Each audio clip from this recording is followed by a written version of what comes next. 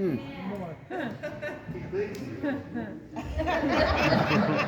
I want to say, I'm sitting back there thinking like I'm clowning around like I normally do, trying to figure out what I want to say and how I want to say it. But I want to say this: Mom and Pop Watts, Mr. Ralph, who my mom taught me how to say it, Miss Karen, but Dad and Mom to me now. If it wasn't for these guys, I wouldn't be as successful as I am now. I feel I'm successful. I've come from a lot, but they took it on as theirs. And to me, I've never met anybody else that could do that, because I'm difficult. Even at 47, that means you're older. Not favorite anymore. The other day, I'm gonna give this story and be gone because I feel like it's the circle of life. The other day, I took my kids to the farm, and I saw Ezekiel walking alongside Pop and the pastor. And the only thing that came to my mind is me as that little kid coming over to the next door house to hang out with Mr. Alf because he showed attention to me. And just to see my son gloat and say I want to come back and I want to stay, it just brought back so many memories of where I was at. So for that, thank you. Because you not only touched or you not only influenced me, you influenced a few generations in my lifetime. And so, love you guys. Paul, Tim, got an awesome dad and mom, which is my mom and dad too. Thank you guys. Love you.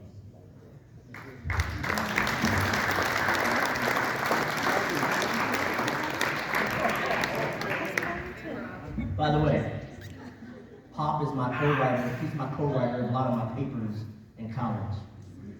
He helped me write a lot. Yeah. He got me through college.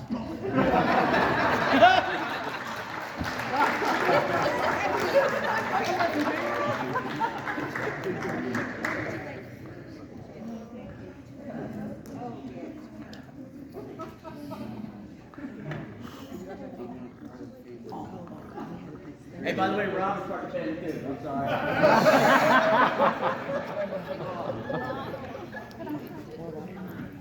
Oh, no.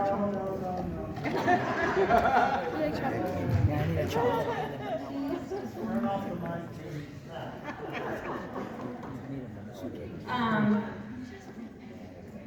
Back, I was just sitting here thinking, like, how long has it been?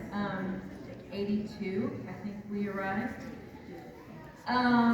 Moved into a new neighborhood, our family did, and the gal across the street invited me to church with her. And, the rest is history, right?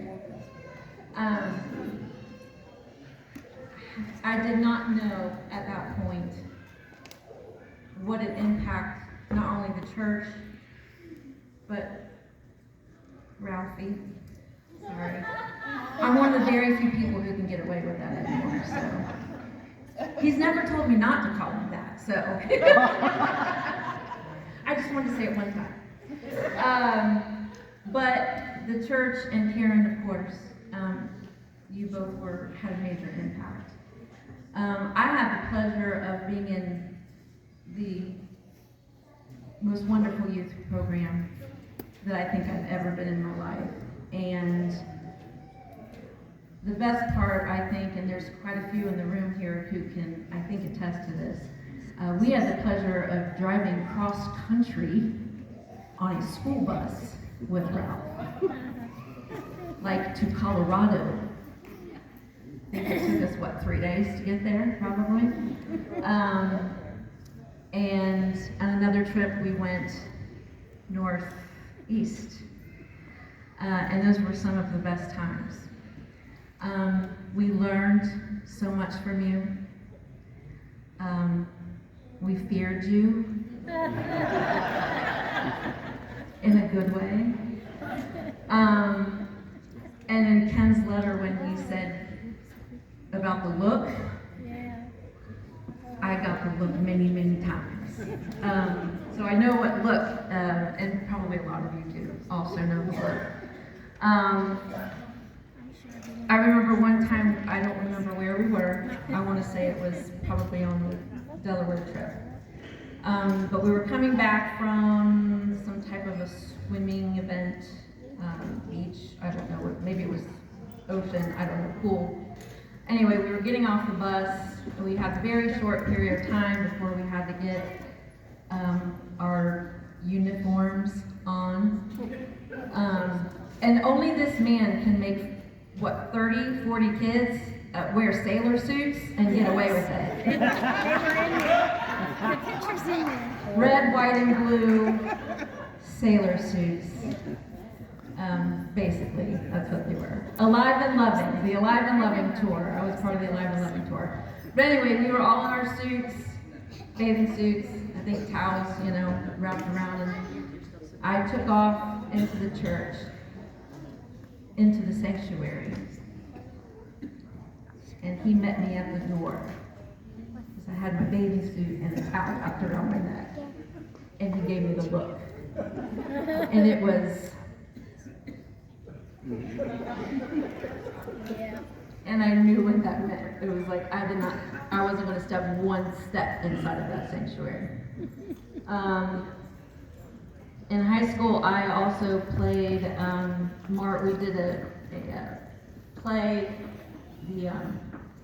Grease. And I played Marty, the Pink Lady. And I was terrified because I knew Ralph was coming. And I had to say a bad word. I fretted over that, did I not? I guess all of that is to say, we loved you, I loved you, but I never wanted to disappoint you. And it was one of those moments, I was like, I don't want him to be disappointed in me, even though I was playing a different character. You know what I mean? But those were some of the best memories of my life, and very fond memories. Very fond memories. Even though it was on a bus driving through Kansas, it didn't matter. And we were talking back at the table too. We had a rule. Because these churches that we visited, they fed us, meals and things. And if it wasn't Ralph standing at the base of the bus door handing us all $3 cash to go into McDonald's to get our lunch, we were basically fed by, the folks at the church. Or they took some of us home. And we had a rule: if we ate food that we did not like, right? We were not to say a word, even on the bus, until we got around the corner, out of complete earshot of anyone who could hear us. Those are just a few of the things that, come to mind. But Ralph has ministered to me. He has taught me. He has prayed over me.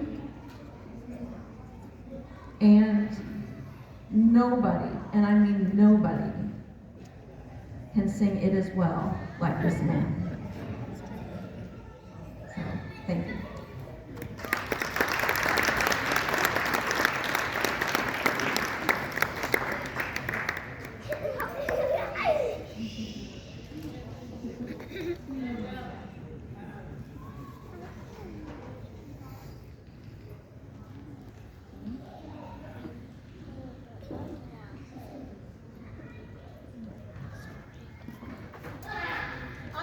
That same year for Scratchers.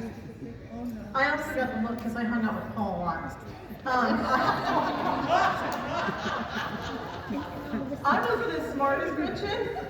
I was never as worried about the look. I was always in trouble somehow, somewhere. Always in that back row. Would you take it on the wall? There's no back row in the sanctuary anymore. Can't get in trouble anymore, I guess. I could tell a million funny jokes, and as I come back here, a million stories. Back here talking to Amy and Gretchen and everyone, a million stories have flooded my mind about this. When Rob,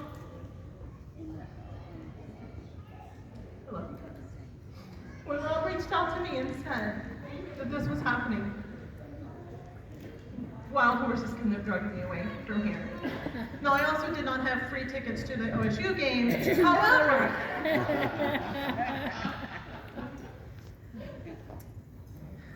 you baptized me.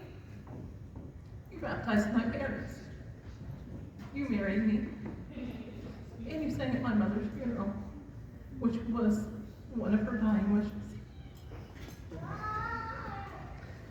The love and admiration I have for both of you is beyond measure. I have a firm foundation in the Word, and I know how to study the Word because of the vacation Bible schools our youth group used to take up in Delaware, and you would teach us. I remember studying Revelations with you. I remember learning how to use a thesaurus with you. I remember all the things you taught us, how to take one word on the Bible and just study it. I have all that to say thank you to you. I've heard it saying that when you get to heaven, you're going to see all these people's lives that you've touched, and you have no idea that you've even touched their lives. I want you to look around tonight and realize all the people that you have touched with your ministry, and all the people that they have touched. All thanks to you listening to the Lord and being obedient.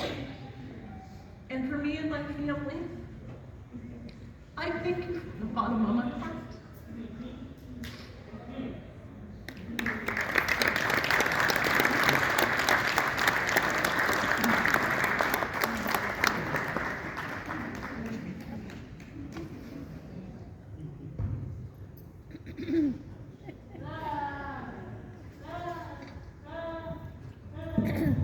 Ralph, a lot of people have talked about the look. I haven't known you for as many years as they have. I didn't know you when I was younger. But you never scared me with the look. Everybody talks about how scary it was, and it doesn't scare me. But I think it's probably more because I'm a lost cause. Shut up. So that's probably why it never scared me. It's like, why waste your time giving me the look that it's not going to give you? But I've learned so much from you.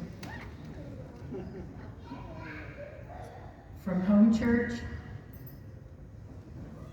and from your stories that you've told of how the Lord has always provided, and you went out in total faith, not knowing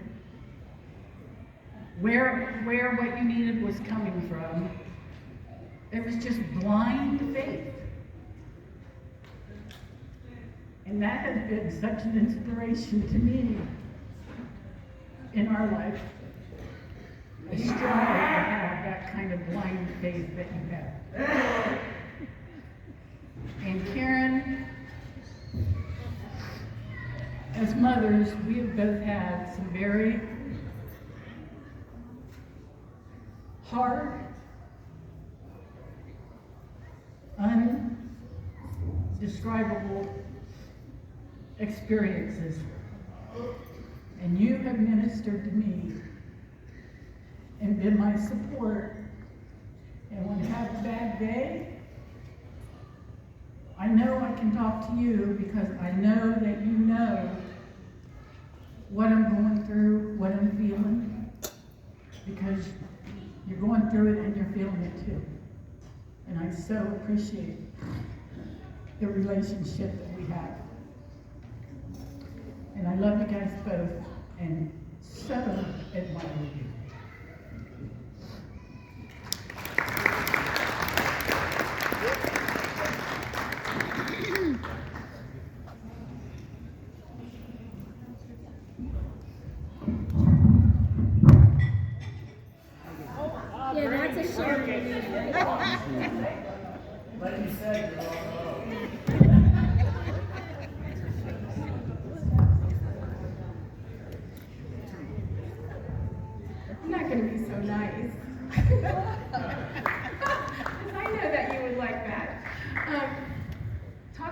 blast from the past.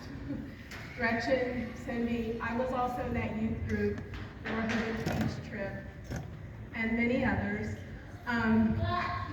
When Ralph first came to our church, the first thing that he did that scared me to death was he told us about demons and how people could be have Satan in them and how he outcasted satanic demons and people. And I was like totally flabbergasted. However, he was totally right, and I've learned a lot about that. After that, he sent or brought Alan to our church so that Alan could do a personality test on all of us and tell us what a gift we were. It was called The Gift. Do you remember that? So that kind of pulled us away from the demon stuff to find our gifts in God, to make sure that we could make it on our journey without needing any casting out from Pastor Ralph. But strong guy, he can do it. I also got the look many, many times. Still haven't figured it out. But the thing that I remember most is like, you know, you're already like so insecure as a teenager, and you go to him, and it'd be a youth group thing or whatever. It could just be walking in the church, and you get the look. And so I'm like standing there shaking in my boots with a smile on my face, like trying to hold it together because I don't know what's going on. Am I in trouble? Is he teasing me? Is he trying to get me? Is he pranking me?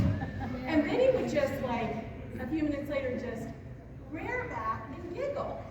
Do you guys know what I mean? And he just stands back and giggles. And I was like, well, maybe that's why I took psychology in college.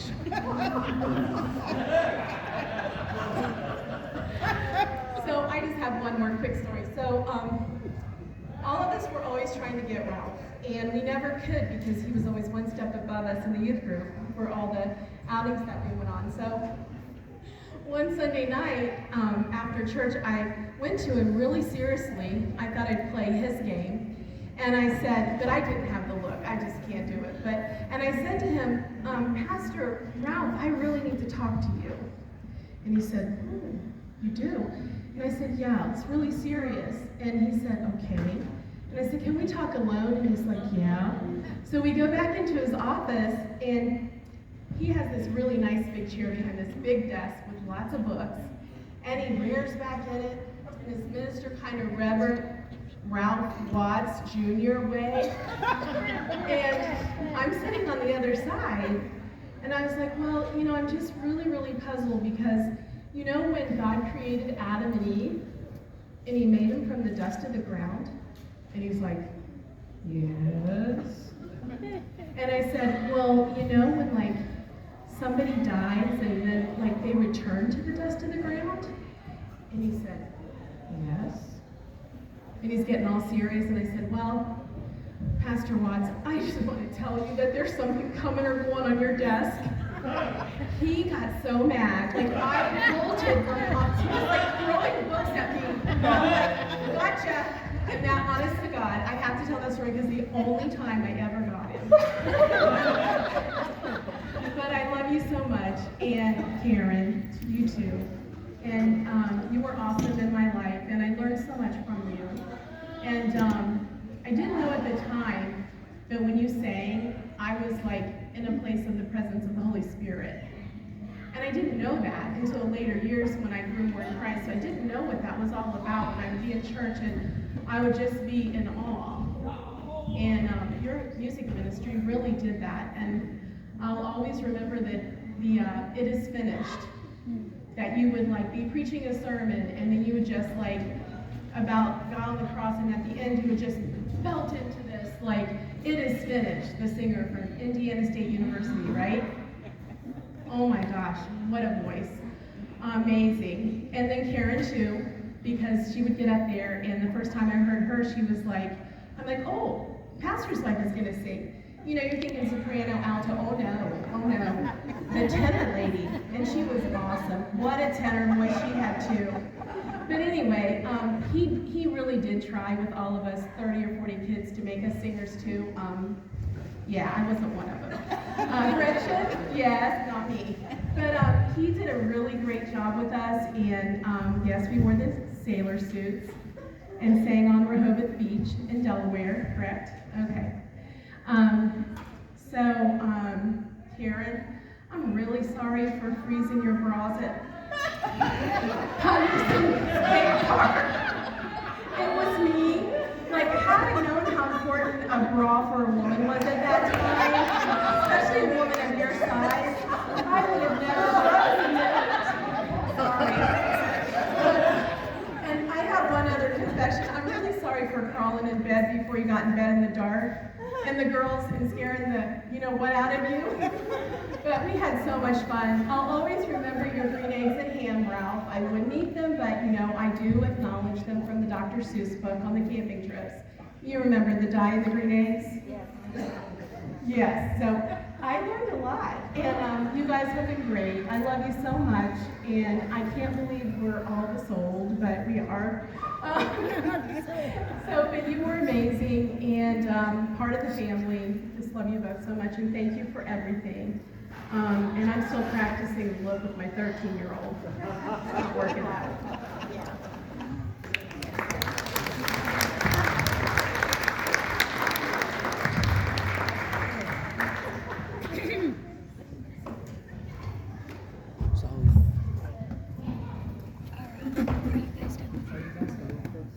Yes, we are. Thank you.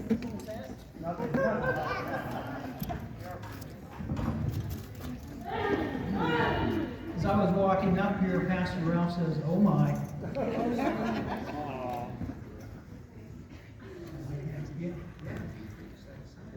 Did I? Yes, I did. On the 25th, I preached for you. My name is Don Kreitz. I was fortunate to get to know Pastor Ralph back in the early 80s. I found out he's a risk taker, as you've all heard tonight. He was over in Pennsylvania holding a revival for Lee Schaefer, who was my neighboring pastor. And that's when I get to meet Ralph. And after I left that church, we had no place to go. And somehow Ralph and I connected, and he invited me to come and spend a week with the youth at the youth camp. And you know how that went. We all had a lot of fun.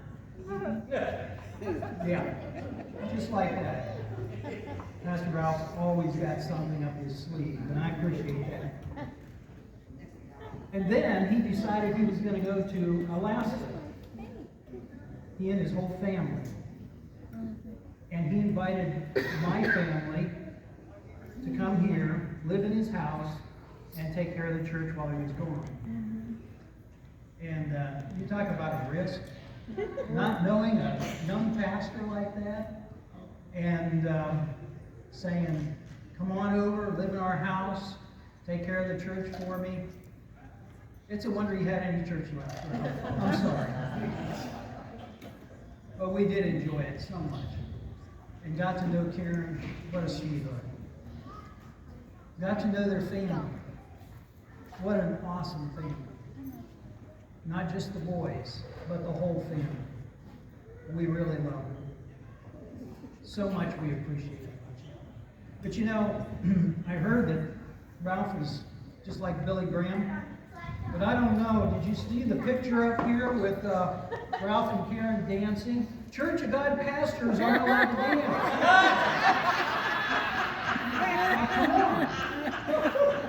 So he's not quite that. He really is. Both of you, just so wonderful. Appreciate you so much. He also knows the English language quite well. Yes. I remember a time when he was preaching about Lazarus. And my kids were young, and my oldest daughter was sitting just about on the front pew. And Pastor Ralph said something to the effect that by now he surely stank. And I thought my oldest daughter was going to fall off the pew laughing. She had never heard that expression, I guess. You probably didn't know that, did you? No. And then we had an opportunity to have Ralph and his family up to Alliance, where I was pastor. And what a wonderful experience. Thank you, Pastor. Thank you, Karen. We got a chance, too, to work on the Eagle's Nest with them for a little bit. That was an awesome experience. There again, what a risk taking. To leave a good home, a good church like this, to go downtown, get a brand new house. Well, not a brand new one, but to make a new house. To make a new house. And to minister to the people of that area. What a wonderful time. You know, the camp meetings that you've been at, you have touched so many people. More than what this room could even hold. And I want you to know that those people have appreciated your ministry as well as we have. Thank you, Pastor Ralph. Thank you, Sister Karen. We love you.